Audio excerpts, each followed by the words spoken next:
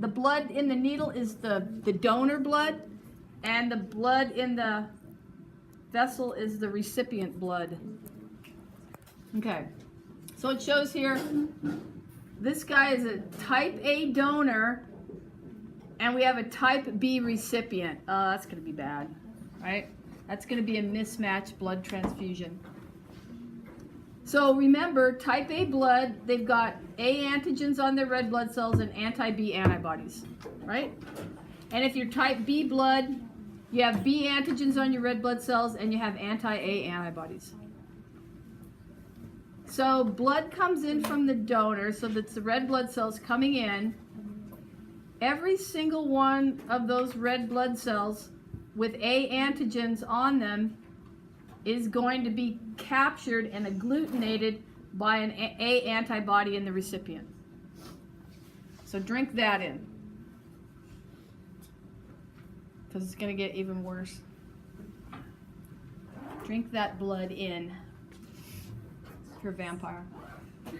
Type A donor has type A antigens on their red blood cells, right? Right. Every single one of these red blood cells that comes in is going to be attacked by an anti-A antibody in the recipient. That's going to cause agglutination.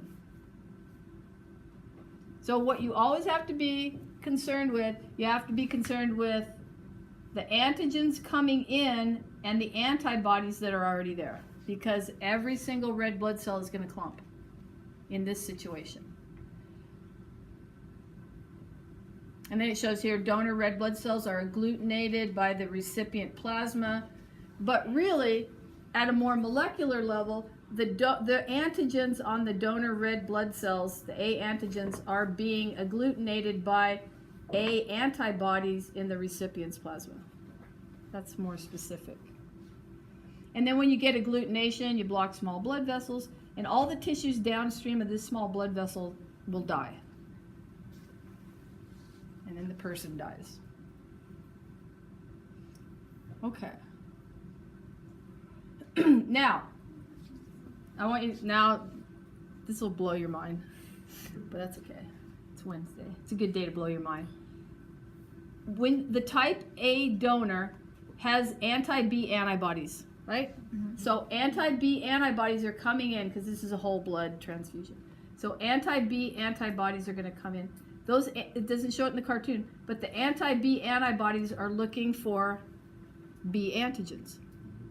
Will the anti-B antibodies from the donor find B antigens? No. Yeah. Yeah. In the recipients, on the B antigens on the recipient's red blood cells. But because this is such a large volume of blood in the recipient and this is a smaller volume of blood in the donor, it doesn't make as much difference as the first case that I talked about. So what I mean by that is, let's say, and I'm just making these numbers up for illustration, but let's say the donor pumped in 100 anti-B antibodies, but there's 1 billion red blood cells with B antigen. So not all the red blood cells are going to clump from that process. So it's kind of a numbers game. And if that doesn't make sense, I suggest go home tonight, get a candle, right? Dim the lights, just get this cartoon in your mind and think about what I just said in the last 5 minutes. And think about it over and over again until you get it. So the key to understanding mismatched transfusion is that there is no incompatibility between the donor's red blood cells and the recipient's antibodies. And that's the first case I talked about. Donor red blood cells have A antigen. Every single one of those donor red blood cells will be captured by an anti-A antibody from the recipient, and they'll all clump. All of the red blood cells coming in will clump.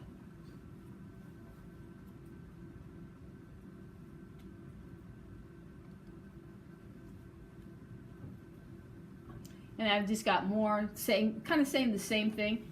If you have incompatibility or agglutination, one person's blood with another results from the actions of the recipient's plasma antibodies, so in this case, A antibodies, against the donor's RBC antigens, in this case, A antigen on the donor red blood cells.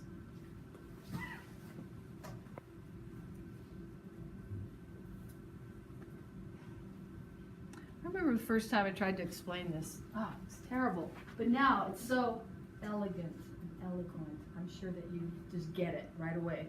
It's my amazing explanation, right? That I've worked on so many years.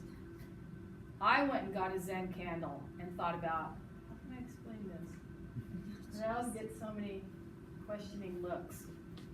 Let me ask this, do you kind of understand it a little bit, but you think you'll understand it more if you go home and think about it? Okay, good. That makes me feel better. So now we can figure out donor and recipients. So the type O is the universal donor. Now, from what we just talked about, we can understand why O is the universal donor. Because remember, you don't want to have an incompatibility between the donor's red blood cell antigens and the recipient's antibodies. It's okay. It's kind of okay if there's a incompatibility between the donor's antibodies and the recipient's antigens. That's less troublesome. This is the most troublesome. So if you have to care about the donor's red blood cell antigens and O has no red blood cell antigens, then type O can donate to anyone. So think about it. If this is type O, every red blood cell coming in has no antigens in it. So it doesn't matter what antibodies are in the recipient. Because if there's no antigens to bind to, type O, then you're okay as the recipient. So then what would be, if that's the case, what would be the universal, who would be the universal recipient? AB. AB, because there's no antibodies in the recipient's blood. If you are the recipient and you are AB, you have no antibodies to A or B in your blood. So if you're an AB blood recipient, any antigen coming in, you don't have an antibody to it.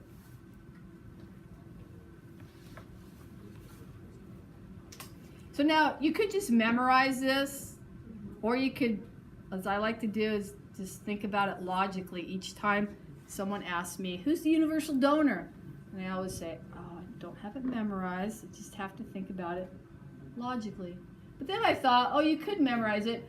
Type O is the universal donor. That would be one way to memorize it, if you want to memorize it. And then this is table 17.4 from your book that gives you the blood group, the antigen, it gives you an illustration, and then it tells you the frequency of these blood types in the U.S. population. So if you are white, most probably you are type O or type A blood. Look at this. So type O is the universal donor of the Native American population. 79% of Native Americans have type O blood, donor blood. Should be nicer. We should give them better places to live. And then drive our blood trucks in there. Say, "Chase." We'll pay you for your blood. Yeah. But anyway, yeah, that's it. And that's probably all evolution, how people evolved in different environments, why they have different blood types. Okay, I have 5 minutes to do this. Rh antigen. Okay, I love this cartoon. First of all, let's just check out the faces, all right? Here's mom, first pregnancy. She's got her cute little bangs. Oh, I'm so young and stylish. Happy. Here, then she has the baby. Then between pregnancies, between her first and second pregnancy, oh, she changes her hairstyle. She's a little bit like, oh yeah, I'm a mom, but I'm still cool. I'm using my swishy hairstyle. And then look at how she's got the mom hair pulled back and she's kind of got her head down like, oh god dang, another kid. That's what I noticed when I first saw this cartoon. So here's what's happening. In the first pregnancy, this woman is Rh negative. What does that mean about Rh antigens on her red blood cells? Doesn't have any. She doesn't have any. We're not talking here, we're not even concerned if she's A or B or O. We're not concerned about that. We're just concerned with the Rh factor in this cartoon. So she's Rh negative. She has all her red blood cells have no Rh antigen on them. But check out her fetus. The fetus is Rh positive. That means the fetus has what on its red blood cells? Rh antigen, exactly. And now there's not always mixing of blood between the mother and the fetus, but sometimes there is. So in this cartoon, there is. Look what happened to the fetus. The fetus Rh positive red blood cells got into the mom's bloodstream.